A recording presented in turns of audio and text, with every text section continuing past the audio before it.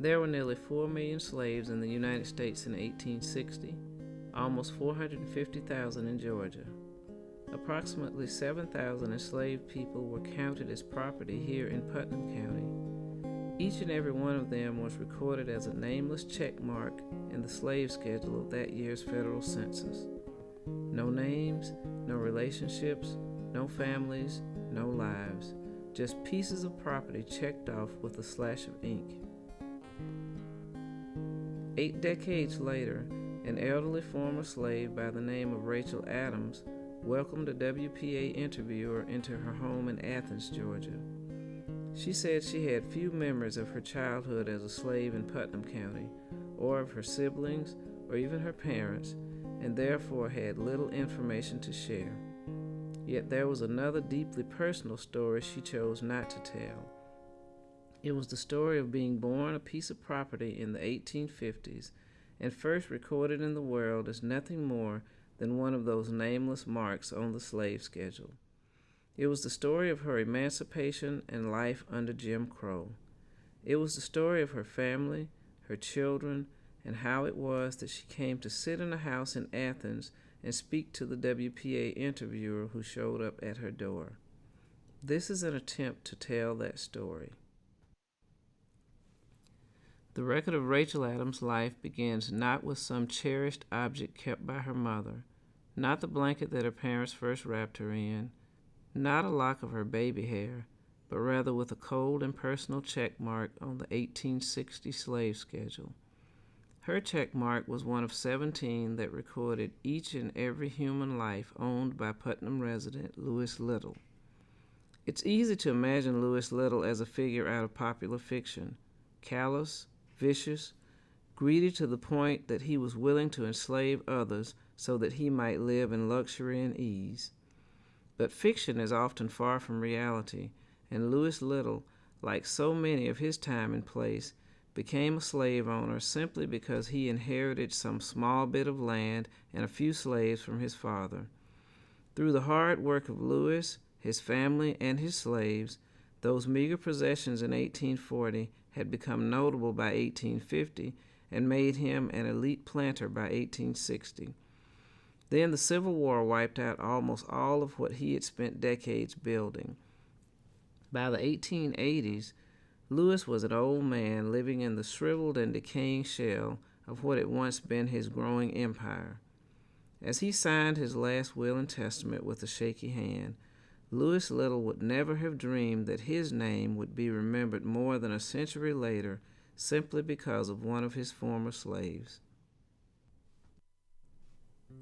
Of the 17 people he owned in 1860, one was a young woman named Camilla, another was her daughter, a 4-year-old named Rachel.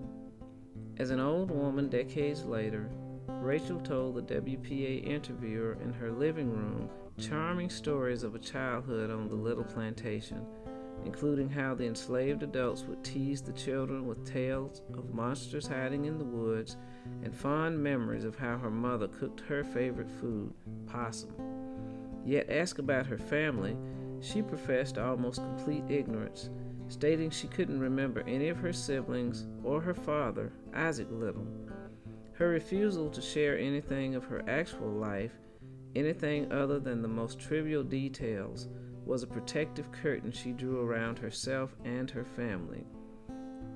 She claimed that she couldn't remember much of her mother and nothing of her father, as he was sold away right after she was born. Records reveal, however, that Rachel spent decades after emancipation living in the same small community as both of her parents. Isaac and Camilla had at least 4 children together after Rachel was born in 1856. Louis Little may have sold Isaac away, but Isaac clearly kept making his way back home to his wife and growing family for nearly another decade until freedom came. Rachel lived by her parents and younger siblings and even shared a house with her older sister. It wasn't that her family had been separated and destroyed by slavery, but rather even 8 decades later, her private life was private. Time and time again, she evaded the WPA interviewer's questions because after a life of poverty and struggle and want, those stories belonged to her. Her desire to protect the privacy of her family is understandable. Their lives after emancipation were sometimes cruel and hard. Perhaps one of the reasons she didn't want to talk about her parents and their 4-decade relationship is made clear in a small notice hidden in a September 1897 issue of the Edenton Messenger. The newspaper reported that on August 30th of that year, Isaac Little had been murdered with an axe. There is no record of what became of his killer. Rachel knew other sorrows as well. Besides living through the murder of her father, she also lost 2 husbands. By the time she was in her 20s, she was married to George Little, a former slave whom she had probably known for a lifetime and who had taken his former owner's name as his own after emancipation. When George died, leaving her with several children, she married Tom Adams, another local freedman. There is no record of where Tom had been enslaved, but tax records from the 1890s show him working for the same white landowners as some of the former slaves of Louis Little, including perhaps Rachel's father, Isaac. Tom Adams died sometime after 1900. Rachel, enslaved and emancipated, having lived through the murder of her father, having lost 2 husbands, and now with at least 6 children to support, finally left Putnam County and moved nearly 50 miles to Athens. She set out to work as a washerwoman and at some point made enough money to move into a small house on the side of a hill at 300 Odd Street. The WPA interviewer later described her house as shaded by peach trees and bamboo, with a fenced chicken yard in the front and tall corn stalks growing at the rear. There she lived, there she worked, there she raised her children. 2 of her sons were drafted to fight for the United States in World War I. The 1917 draft card for her son Mitchell identifies him as a man of medium stature who worked as a baker at the nearby but now long gone Liberty Bakery. The draft card for her son Miles reveals him to have been a short, stout man with black hair who worked as a cook at the Georgian Hotel, which still stands today in downtown Athens.